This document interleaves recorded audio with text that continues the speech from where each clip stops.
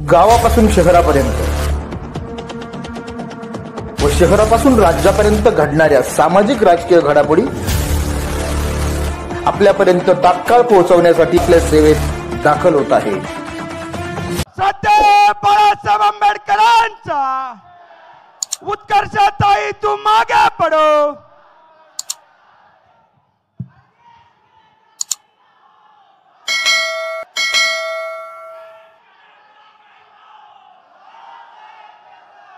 उत्कर्ष रुपवते यांच्या प्रचाराच्या निमित्ताने मी आपल्या समोर या ठिकाणी उपस्थित आहे। शिर्डी लोकसभा मतदारसंघ हा इथल्या राजकीय पक्षाने असे उमेदवार दिले की ज्यांनी ह्या मतदारसंघामध्ये कधीच काम केलं नाही अशी असणारी परिस्थिती आहे।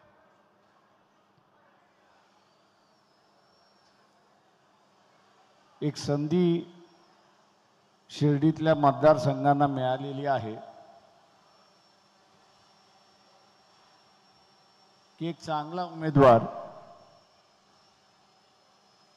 अपेक्षा घेऊन उतरणारा उमेदवार आणि ज्यांनी अनेक वर्ष ह्या मतदारसंघामध्ये कामकाज केलेलं आहे, माहीत आहे, अशाला निवडून देण्याची संधी आपल्याला आलेली आहे। ती संधी आपण सोडू नका हे आव्हान मी आपल्या सगळ्यांना या ठिकाणी करतोय।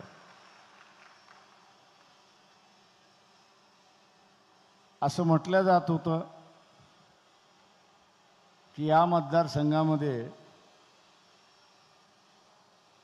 विकेंडशिवाय आणि त्यांचा पाठिंबा असल्याशिवाय कोणी निवडून येऊ शकत नाही असं म्हटलं जातं।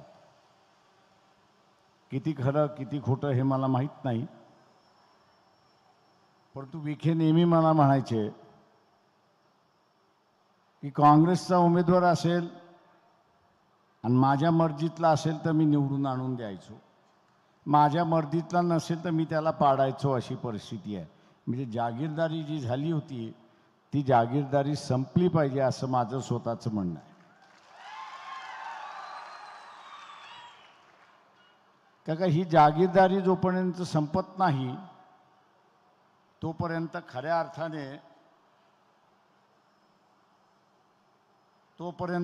अर्थाने इथला विकास होईल असं मला या ठिकाणी वाटत नाही। गेले अनेक वर्ष या नगर जिल्ह्यातली सत्ता आपण बघितली तर ही कुटुंबामध्ये राहिली आणि नातेवाईकांमध्ये राहिली। उमेदवार मग तो असणारा विरोधी पक्षातला असेल किंवा तो सत्ताधारी पक्षातला असेल, हे उमेदवार सुद्धा नात्या गोत्यातले उमेदवार होते अशी परिस्थिती आहे। आणि नात्या गोत्यातले असल्यामुळे खऱ्या कार्यकर्त्याला संधी मिळाली नाही आणि खऱ्या कार्यकर्त्याला संधी मिळाली नसल्यामुळे या जिल्ह्याचे आणि विभागातले आणि मतदारसंघातले प्रश्न हे व्यवस्थित मांडल्या गेले नाहीत अशी परिस्थिती आहे। आणि म्हणून हा जिल्हा एक पोटेन्शियल जिल्हा म्हणून मी असणारा मानतो। या जिल्ह्याची सुरुवात आपण असणारा बघितली तर हा डाव्या चळवळीचा जिल्हा म्हणून असणारा मानला जात होता। एकेकाळी परिस्थिती अशी होती की आजचा असणारा तेलंगणा त्या काळचं रायलसीमा म्हणून ओळखलं जात होतं। रायलसीमामधून असणारा डाव्यांची जी क्रांती सुरुवात झाली ती नगर जिल्ह्यामध्ये आली। ती नगर जिल्ह्यामधनं असणारा नाशिककडे गेली, नाशिककडून ती असणारा धुळ्याकडे गेली आणि धुळ्याकडून ती असणारी आता सटाणा आणि हा जो आदिवासी भाग बघतोय त्या सगळ्या भागामध्ये जाते की काय, आणि हा देशभर एक नवा वनवा पेटतोय की काय असा असणारा हा जिल्हा, एक पोटेन्शियल असणारा हा जिल्हा हळूहळू यशवंतराव चव्हाणाने या जिल्ह्याची क्रांती साखर कारखान्यामध्ये बंद केली आणि क्रांतीच संपली अशी असणारी परिस्थिती आहे. आज हेच क्रांतीचे जे कारखाने उभे राहिले तेच नगर जिल्ह्यातले सगळ्यात मोठ्या अडसर झालेले आहेत अशी परिस्थिती आहे. साखर कारखाने एका बाजूला शेतकऱ्याला मदत करतात याच्याबद्दल दुमत नाही, पण या जिल्ह्याच्या विकासासाठी अडचण आहेत हे आपण लक्षात घ्या. का या कारखान्यांमधल्या सुद्धा चेअरमनशिप आपण बघितली तर नात्या गोत्यामध्येच फिरते, त्या नात्या गोत्याच्या बाहेर जात नाही अशी असणारी परिस्थिती आहे. आणि म्हणून या जिल्ह्यामधला बदल घडवण्याची शिर्डी मतदारसंघाला संधी आलेली आहे. ती संधी आपण दवडू नका हे माझं आव्हान मी आपल्या सगळ्यांना या ठिकाणी करतोय. मित्रो, भारतीय जनता पक्षाचं सरकार आपण असणारा पाहतो. मी 2 मुद्द्यांवरतीच बोलणार. एक म्हणजे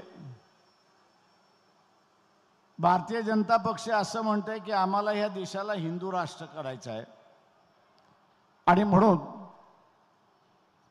मुसलमानांवरती, आणि मुसलमान सुद्धा म्हटला तर त्याच्यामधला हा जो कुरेशी मुसलमान आहे किंवा कसाब मुसलमान जो आहे याच्यावरतीच अन्याय अत्याचार केलेला आहे. त्यांनी खानवरती केलेला नाही, पठाणवरती केलेला नाही, मोमीनवरती केलेला नाही. जो काय अत्याचार झालेला आहे हा अत्याचार असणारा कुरेश बिरादरी म्हणून जी आहे या कुरेश बिरादरीवरती त्या ठिकाणी झालेला आहे. आणि हा जो कुरेश बिरादरी जो आहे कसाब बिरादरी म्हणून ओळखला जातो, तो इथला असणारा जनावराशी त्याचा असणारा संबंध मोठा अशी असणारी परिस्थिती आहे. सांगण्याचा माझा मुद्दा हा की एका बाजूला कसाब बिरादरीला अत्याचार करत आम्ही मुसलमानाच्या विरोधात आहे म्हणून दाखवलं, आणि दुसऱ्या बाजूला आम्ही ख्रिश्चनांच्या विरोधात आहे म्हणून फादरवरती आणि ननवरती आणि चर्चवरती अटॅक झाला अशी परिस्थिती आहे. पण मी असं म्हणेन, हे भारतीय जनता पक्षाचे आणि नरेंद्र मोदीचे दाखवायचे दात वेगळे आहेत आणि खायचे दात वेगळे आहेत अशी परिस्थिती आहे. मी इथला असणाऱ्या RSS वाल्यांना विचारतो की जी काही माहिती राज्यसभेमध्ये आलेली आहे की जी मी मांडणार आहे, या राज्यसभेच्या माहितीनंतर आपण मोदींना पुन्हा पंतप्रधान करा हे कुठच्या तोंडाने म्हणताय? माहिती काय आहे तर मोदी 2014ला पंतप्रधान झाले आणि 4 महिन्यापूर्वी तो प्रश्न विचारण्यात आला. तो प्रश्न असा होता की 2014 पासून हा प्रश्न विचारेपर्यंत किती भारतीयांनी देश सोडले आणि देश सोडताना त्यांनी नागरिकत्व सोडलं का याचा खुलासा करण्यात यावा. शास्त्राचं उत्तर आहे, शास्त्राचं उत्तर आहे सभागृहामध्ये. त्यांनी असं सांगितलं की 17 लाख कुटुंब 2014 पासून ते प्रश्नाचं उत्तर येईपर्यंत 17 लाख कुटुंब यांनी नागरिकत्व सोडलंय आणि दुसरं नागरिकत्व घेतलंय अशी असणारी परिस्थिती आहे. तिथे दुसरं विचारण्यात आलं होतं की या सोडून गेले जे आहेत त्यांची स्थावर मालमत्ता काय आहे आणि त्यांचा धर्म काय आहे. त्याला उत्तर आलं यांचं स्थावर मालमत्ता कमीत कमी 50 कोटीची आहे आणि यांचा धर्म हिंदू आहे असं त्या ठिकाणी सांगण्यात आलं. मी असणारा बजरंग दल असेल त्यालाही असणारा विचारतो की तुम्ही राज्य या देशामध्ये करायला आलात ते एकाच कारणासाठी का की दाखवण्याचं की मुसलमानांवरती अन्याय करतो, केला त्याच्यावरती नाही असं नाही. ख्रिश्चनांवरती अन्याय केला का तर केला अन्याय त्यांनी, पण त्याच्यापेक्षा जास्त अन्याय त्यांनी कुणावरती केला असेल तर या ठिकाणी हिंदूंवरती केला हे आपण असणारा लक्षात घ्या. इथे असणारा गोदी मीडिया जी आहे, वर्तमानपत्र जे आहेत, मी अनेक ठिकाणी बोलल्यानंतर सुद्धा त्यांच्याकडे छापायची हिंमत नाही आहे.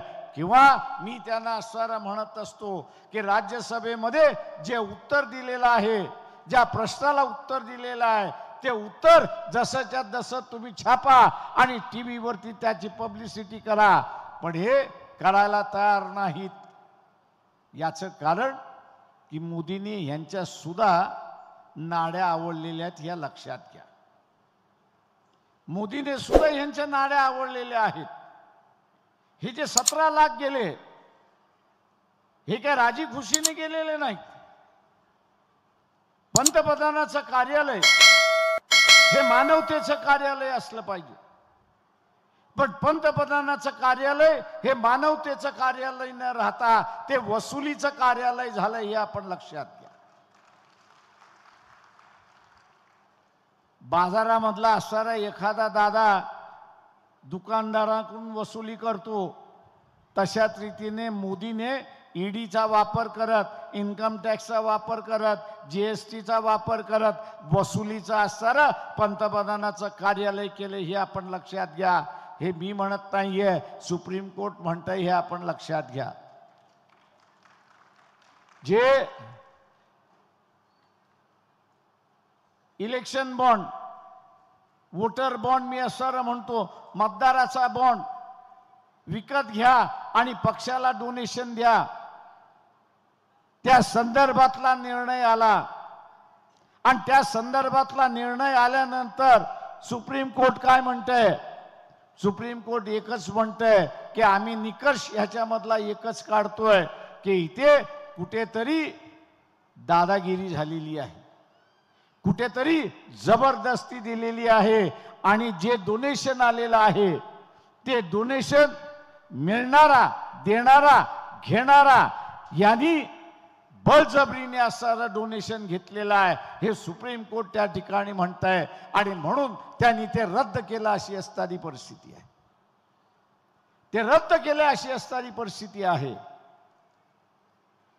उदाहरण म्हणून द्यायचं झालं तर WHO म्हणजे वर्ल्ड हेल्थ ऑर्गनायझेशन, जागतिक आरोग्य संघटनेने कोविडच्या दरम्यान सांगितलं की हे जे रेमडेसिवीर जे औषध आहे हे हानिकारक आहे, लोकांना दिलं तर त्याचा परिणाम होतो, आणि म्हणून त्यांनी बॅन केलं. ते त्यांनी जगभर बॅन केलं. पण मोदीने देशामध्ये ते बॅन केलं नाही.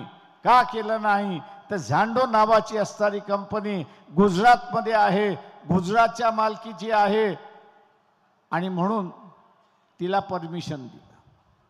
का परमिशन दिलं? तर त्यांनी 18 कोटीचे हे बॉन्ड जे आहेत, इलेक्ट्रोल बॉन्ड जे आहेत, ते बॉन्ड विकत घेतले आणि बीजेपीला डोनेशन दिलं. आणि बीजेपीला डोनेशन दिलं आणि त्यांना जागतिक बँकेने ज्या गोळ्या हानिकारक आहेत, रेमडेसिवीर हानिकारक आहेत, वापर करू नका, त्याचा सर्रास वापर झाला आणि ब्लॅकमेल सुद्धा झाला, अशी परिस्थिती आहे. मित्रो, 2012ला गुजरातच्या एका सभेमध्ये सोनिया गांधी यांनी मोदीला मौत का सौदागर म्हणून असं संबोधले होतं. त्यावेळेस फार मोठं वादळ उठलं. मला असं वाटलं की काँग्रेसवाल्यांना संधी आलेली आहे की मौत का सौदागर हा कसा आहे ते सांगण्याचं. मी काँग्रेसवाल्यांना फोन केले, अरे बाबा ही माहिती आहे तुम्हाला शेअर करतो, ही कंपनी आहे, ह्याच्यामधला हे बॉन्ड आलेला आहे, ते आहेत, स्टेट बँक कबूल करून देते, तुमच्यावरती केसेस होणार नाही, तुम्ही बोंबला तर खरं. काँग्रेसवाल्यांना म्हटलं तुम्ही बोंबला तर खरं. ते काँग्रेसवाले मला काय म्हणतात माहिती आहे? प्रकाशराव, ते तुम्हीच करा. अरे म्हटलं तुम्ही का करत नाही? ते म्हटलं आमच्या सोनिया गांधी, राहुल गांधी, खरगे चौकशी खाली आहेत, आम्ही बोंबलो तर ते आतमध्ये जातील, आम्ही बोंबलो ते आतमध्ये जातील, आणि म्हणून आम्ही बोंबलायचं नाही असंच ठरवलेलं आहे. म्हणजे जे भित्रे आहेत, वास्तव्य आहे, पुरावा आहे, आणि तरीही तुम्ही बोंबलायला तयार नाहीत. हे जे सगळे इन्क्वायरी खालचे नेते आहेत यांना देशाच्या राजकारणातून बाहेर काढलं पाहिजे, कारण का स्वतःच्या वाचवण्यासाठी हे उद्या देशाला सुद्धा वेशेवरती टांगल्याशिवाय राहणार नाहीत, हे आपण सारा लक्षात घ्या. आज ती परिस्थिती आलेली आहे, ती परिस्थिती आज आलेली आहे. म्हणजे जे औषधाच्या निमित्ताने लोकांचं आरोग्य बिघडलेलं आहे आणि आता रिपोर्ट्स यायला लागलेत की त्या रेमडेसिवीरचा असणारा ज्यांनी सेवन केलंय त्याच्यावरती परिणाम होत चाललाय, त्याच्या किडन्या बिघडत चाललेल्या आहे, त्याचं लिव्हर बिघडत चाललेलं आहे, त्याचा हार्ट बिघडत चाललेला आहे, आणि तरी काँग्रेसवाले बोलायला तयार नाही. मग अशा पक्षाला असणारा मतदान करा, त्याच्या मित्र पक्षाला मतदान का करा? जे लोकांचे प्रश्न मांडणार नाहीत, पण त्यांना मतदान करा कशाला? आपण निवडून दिला पाहिजे की जो लोकांचे प्रश्न मांडतील आणि या सरकारला धारेवरती धरायला बसतील, अशांनाच आपण निवडून दिला पाहिजे, हे लक्षात घ्या. आणि त्या कॅटेगरीमध्ये वर्षाताई बसतात, हे आपण असताना लक्षात. इथे दुसरा मुद्दा आहे.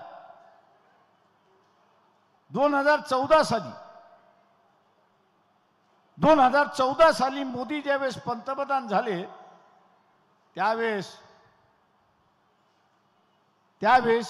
या देशावरती 100 रुपयातलं 26 रुपयाचं कर्ज होतं. 100 रुपयातलं 26 रुपयाचं कर्ज होतं. मोदी आता इलेक्शन घेतात आहेत, हारतील जे पडतील कोणाला माहित नाही, पण 10 वर्षाच्या कालावधीमध्ये मोदीने हे कर्ज 26 रुपयाचं कर्ज हे 100 84 रुपयावरती देऊन ठेवले. कर्ज किती झाले? 26 रुपयावरनं 84 रुपये 84 रुपीज त्या ठिकाणी झालेला आहे. आणि जागतिक बँक असं म्हणत आहे की 2026ला हे कर्ज 96 रुपयापर्यंत जाणार आहे, 96 रुपयापैकी जाणार आहेत. म्हणजे 100 96 रुपये हे कर्ज फेडीमध्ये जाणार आहेत. 4 रुपये फक्त देश चालवायला त्या ठिकाणी राहणार आहेत. 100 4 रुपये फक्त देश चालवायला त्या ठिकाणी राहणार आहेत. घरातली अर्थव्यवस्था आणि देशाची अर्थव्यवस्था वेगळी नाही. एखाद्याचा पगार 20,000 असेल आणि त्यांनी बँकेकडून कर्ज घेतला आणि त्याचा हप्ता 12,000चा असेल, तो जर त्यांनी फेडला नाही आणि त्याचा हप्ता हा असताना 16,000चा गेला, तर त्याच्याकडे शिल्लक किती राहतात? 20,000पैकी किती शिल्लक राहतात? मग त्या 4,000मध्ये तो घर चालवू शकतो का? तो चालवू शकत नसेल तर मग असणारा 4 रुपयामध्ये घर कसं चालणार, हा प्रश्न आपण असताना या ठिकाणी विचारला. मी RSS वाल्यांना विचारतोय, तुम्ही राज्य घेतलात या देशातल्या लोकांना बाहेर जाण्यासाठी. जे वसुलीचं राज्य जे होतं, जे गेले 17 लाख कुटुंब जे गेले, ते वसुलीच्या तगाद्यामुळे या देश सोडून गेले अशी असताना हा आरोप आम्ही तुमच्यावरती या ठिकाणी करतो. ज्या राज्यसभेमध्ये उत्तर दिलेलं आहे की 17 लाख कुटुंब या देश नागरिक सोडून गेले, ते एकाच कारणासाठी गेले, ते म्हणजे वसुलीचं राज्य होतं. वसुली दिली नाही तर ईडी येईल, ईडी आली नाही तर GST येईल, GST आली नाही तर इन्कम टॅक्स येईल, आपली बेआबरू होईल. आपली आबरू वाचवण्यासाठी त्यांनी नागरिकत्व सोडलेलं आहे. तुम्ही सत्ता ह्यांना ह्याच्यासाठी दिलेली आहे, वसुलीचं राज्य करण्यासाठी ह्यांना सत्ता दिलेली आहे. या देशाला कंगाल करण्यासाठी आपण त्यांना सत्ता दिलेली आहे. आज उद्धव ठाकरे असतील, काल मोदी काय म्हणाले हे आपल्या समोर आलं असेल. मुसलमान भाइयों, कल के मोदी का बयान जो है वो आपके लिए एक इशारा है कि अगर उद्धव जी किसी की भी तकलीफ में आए तो मैं उनकी हिमायत करने के लिए तैयार हूं. इसका मतलब क्या है? कि अंदरूनी से दोनों का पैक्ट हो चुका है और अगर आप उद्धव ठाकरे को वोट देंगे तो मैं समझता हूं कि बीजेपी को ही आपने वोट दे दिया, ऐसी एक परिस्थिती आहे। आणि म्हणून मुसलमानांना माझं आव्हान आहे, आणि म्हणून माझं मुसलमानांना आव्हान आहे की वंचित बहुजन आघाडीचे कार्यकर्ते, जिल्ह्यातले कार्यकर्ते आपल्या संकटाच्या कालावधीमध्ये आपल्या बरोबर या ठिकाणी उभे राहिले। मग तो हिजाबचा इश्यू असेल, मग तो औरंगजेबच्या स्टेटसचा इश्यू असेल,